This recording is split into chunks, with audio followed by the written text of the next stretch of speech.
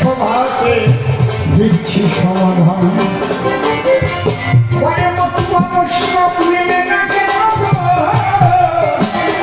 আমি তাহার জগৎ চাই, ভাগ্য নিয়ে কেন এত ভেদাভেদ আমি বুঝতে পারি না। যারা তত্ত্বজ্ঞ নয় ভেদাভেদ তারাও নয়।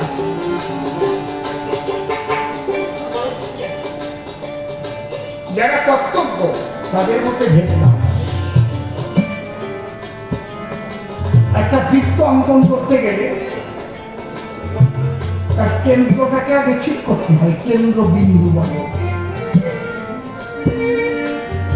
সমদূরত্ব নিয়ে গোলাকার যে রেখাটি আঁকা হয় তাকে কি বলে? পরিধি।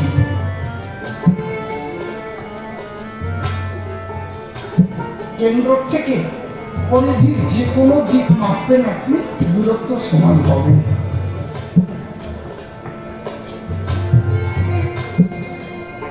যে কোনো দিক দিয়ে সরল রেখা যদি কেন্দ্রকে ভেদ করে পরিধি রেখার থেকে ওপার পর্যন্ত আপনি টানেন, প্রত্যেক রেখা সমান হবে না। কিন্তু কেন্দ্রকে বাদ দিয়ে যদি একটুকু সরায় টানে ও হয়ে যাবে। কেন্দ্রে যারা পৌঁছে গেছে তাদের ভেদাভেদ নাই, তারা এক তত্ত্বই একসঙ্গে হয়ে বসে। জানা শোনা কবিরা কি বলছে? তারপর পাগল যারা গোপী তারা ধৈর্য তোরা সেই বলে। এই কথা তো ভুলে গেছে। বৈষ্ণবরাও চিন্তা করে দেখো কি বলছে।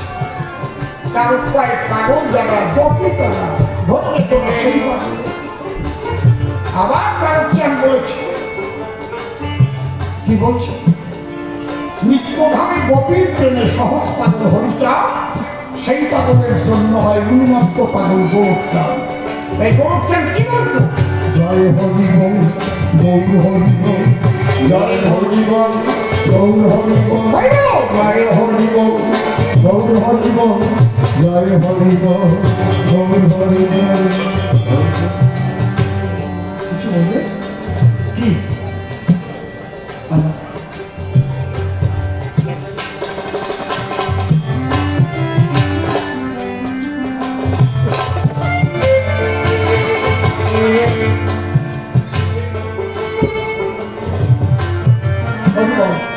অসংখ্য ধন্যবাদ। এবারে খেয়াল রাখবে, ডিউটি করলে ডিউটি বাড়ে। ব্যাপারী কতক্ষণ যেতে পারে এটা যে তুমি লক্ষ্য রেখেছ, আজকে একজনই পেয়েছি এতদিনের মধ্যে। এই জন্যই তোমাদের আমি ধন্যবাদ জানালাম। খেয়ালই পারে না মাইক প্যান্ট কোন জায়গাটা ঠিক নাই, সাথে ব্যাটারি ফিউজ হয়ে পড়ে আছে। ইউজ করলে তো ফিউজ হবে, যত বারবার ইউজ তত ফিউজ, তারপর মরণের নিউজ।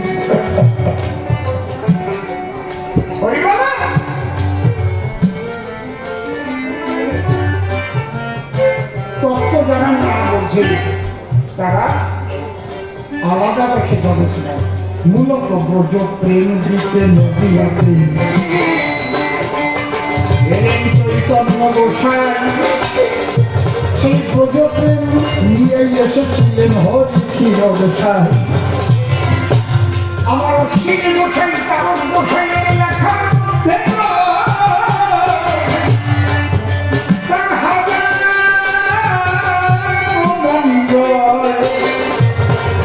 আলাদা মতুয়া সৃষ্টি করতে আসে নাই হৃদয় আমার। হরিচাঁদ কখনো আলাদা মতুয়া তৈরি করতে এসেছিলেন না, ওটা হয়ে গেছে। মতুয়া তো গালাগালি ছিল। হরিনামে মাতোয়ারা হতে বলতেন, মেতে যাও মাতা আমাদের মেতে যাও, যারা তাই মাতিয়ে যাও। হরি বলে মেতে যাও।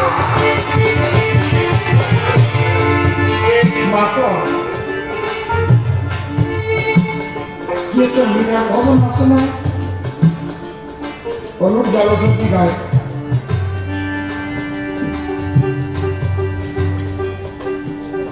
बड़ी है कि गलती कर सिंदरी लगे थे जब है ऐसे लगी लगा ये माजे बुझी ना माने बुझी है माने की ताई तो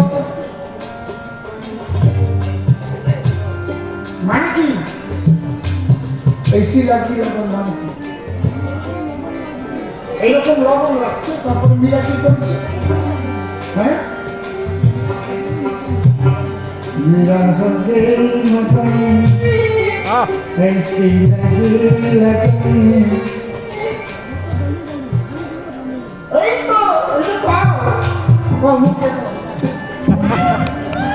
ঢেলে গেলে হরিগুলো গানে লাগিয়ে গেছে হরিগুলো গানে বুঝতে পারছেন এই যে মতো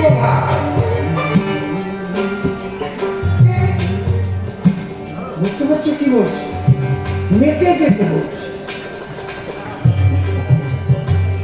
এই মতো বলে গালাগালি দিত যখন যে নামিজ গান গেছিল যে বাবা আমরা হরি গানে মা তো অর হয়ে যায় আমাকে পাই মতুয়া মতুয়া এটা অশ্লীলতার কারণ আছে মতুয়া বলে মতুয়া নামে ধরা ধামে দুটো আগে গালাগালি এখন মতুয়া হয় জগৎ পুজ্য মাধুর্য প্রেমের পাত্র জ্ঞান আমাদের গালাগালি দেয় এবার মতুয়া তাই নাকি যা তোরা মতুয়া নামেই অনেক খ্যাত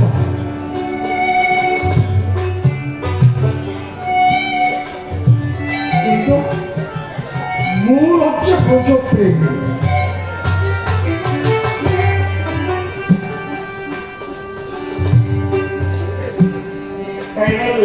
গুরুচাঁদের দরবারেই বা বাবা সুতো হরি যাবেন কেন তারই বা ঘুড়ি কোদাল দেবেন কেন মিশন বা দেবেন কেন এখানে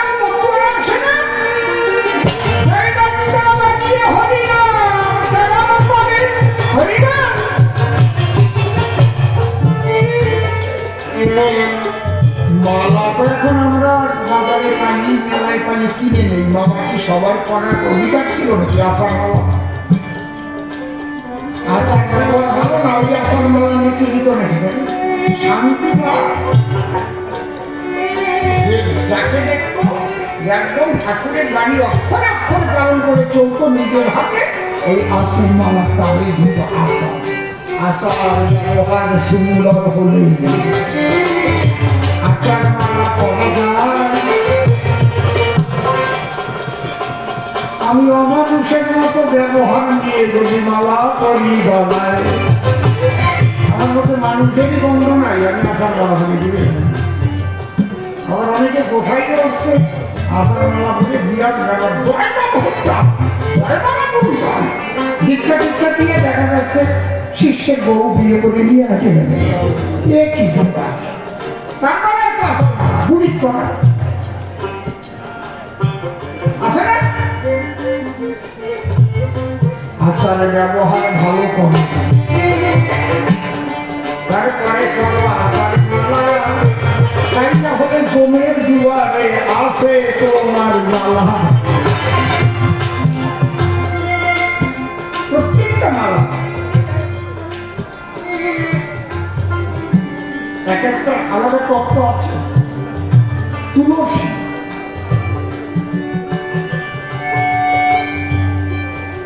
নমস্তে তুলসী দেবী হরি ভক্তি পুরাই তুলসী মালা ধারণ করেন যারা বৈষ্ণব বলে খ্যাত যারা বৈষ্ণব বলে খ্যাত অন্য কাঠের মালা কিন্তু দেয় তুলসী রে বড় বড় পরে মাগো প্রেম ভক্তি করোনা কৃষ্ণ বলে বলে আমার সোজে প্রেমের ভাষা নমস্তে তুলসী দেবী হরি ভক্তি করায় তোমরা যে ডাকেই ভাবো না কেন গন্ডগোল করবো এটা কবি রসদাস তারক সরকার বলে গেছেন, বাবা সুখমণিও বলে গেছেন, যে যাকে ভক্তি করে সেটা ঈশ্বর, ভক্তি করে সেটা স্বয়ং ভগবান। এতে ঝগড়া কি আছে? ভক্তিতে মুক্তি।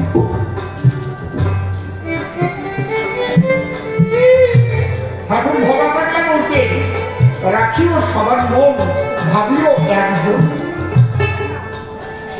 কাউকে আঘাত করব না। যেহেতু সবার মধ্যে একই সত্তা, আলাদা কিছু না। যদি তুমি কোনো মুসলিমকেও দেখো, আল্লাহ বলে তুই চোখের জলে ভাসছে, তার কাছে করজোরে তুমি বলো আমাকে একটু ভক্তি ভিক্ষা দাও, আমি যেন কৃষ্ণ বলে চোখের জলে ভাসতে পারি না, আমি যেন জয় সুখ হরি বলে চোখের জলে ভাসিতে পারি। ভক্ত সঙ্গে করো। তারা কোথায় চিনিতেন মতুয়ার প্রেম ভক্তি, অসমনা তন্ত্র মন্ত্র নাহি মানে ব্রত উপাসনা।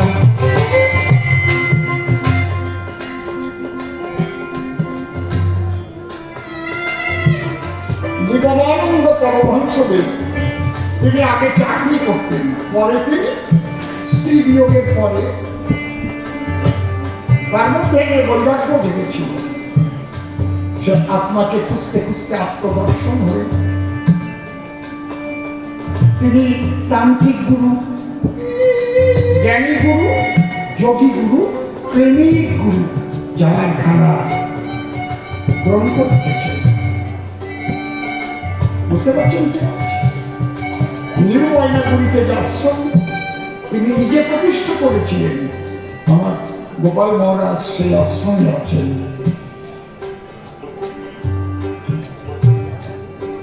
একদম শেষ কথা হচ্ছে প্রেমের কথা। প্রেমিক গুরু, সেই প্রেমিক গুরু যতদিন তোমার ভাগ্যে না জড়বে, তান্ত্রিক তন্ত্র জ্ঞান যোগের মধ্যে থাকবে, ততদিন তুমি ব্রজ প্রেমের সন্ধান পাবে না। ব্রজ প্রেমের সন্ধান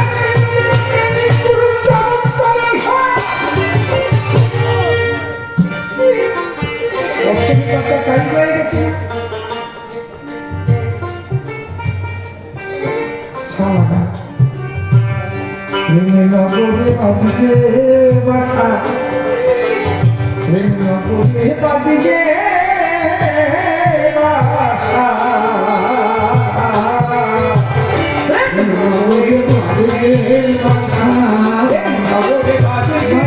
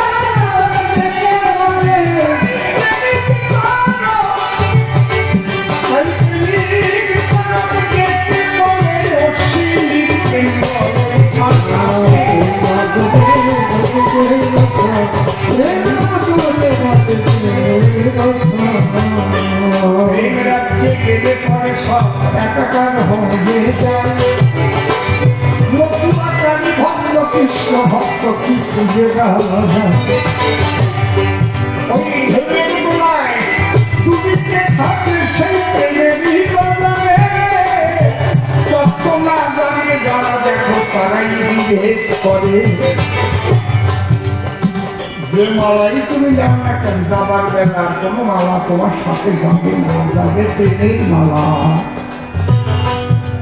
এইটা মনে দেখো বৈষ্ণবরা কালীর প্রভাব খায় না, যদি কালীর দুয়ারে বাধা করে যায় তা খাবে কেন?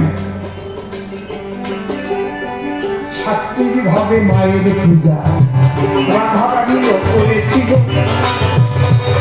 মায়ের পূজা করে কিন্তু কৃষ্ণকে চাই না। মহামায়া মহাযোগী মধীশ্বরী নন্দ গোপুস্তম দেবী প্রতিজ্ঞে শুনতে হবে। রামপ্রসাদ পূজা করেছে, সেখানে কি পশু বৈষ্ণবেরা দিয়ে তারা সেই প্রসাদ থেকে পূজায় আছে তিন প্রকারের সাত্বিক, তামসিক, শাস্ত্রেরই বচন। তামসিক পূজা দিলে পরে সেখানে বৈষ্ণব নাহি যাবে, সাত্বিক ভাবে পূজা দিলে পূজা চোখের জলে হবে। তুমি যার পূজাই করো না কেন সাত্বিক ভাবে করো। যে যথামান উপদ্বন্তে তথৈব ভেদম্যহং মম বক্তানুবর্তন্তে মনুষ্যা পাত্র সর্বশ। এখন তুমি যদি তামসিক ভাবে পূজা করে কাঠাবলি দিয়ে সূর্য দিয়ে খাওয়া আনন্দ করো, এখন কোন পূজা করিতেছ এইটা বিচার্য বিষয়। সাত্বিকভাবে পূজা দিয়ে সে প্রসাদে সদ্গুলো করিবারে পরিষ্কার জবানি তোমায় দিয়ে নাই, যদি আমার কিছু আছে কিনা দেখে নিতে চাই। যেভাবে প্রশ্ন করেছি উত্থাপন আমি করে ধরে ধরে জবাব দিয়েছি। এখন দাদা প্রশ্ন করেছিল তার দিয়েছি জবাব, কোন জবাব দিতে আমি রাখি নাই অভাব। আসল খানা ভরা ছিল যখন 10টা বেজে গেল, 10টা বাজার আগে আগে সব কাজ ফেলাইয়ে চলে গেল। এইবার আমরা দুজনে মিলে মনে আছে ভাবো মুখোমুখি মধুরতা নিয়ে যাব। আপনারা সবাই আশীর্বাদ করবেন নরনারী, জয় বাবা সুখ হরি প্রেমানন্দে সবাই বলবেন হরি হরি।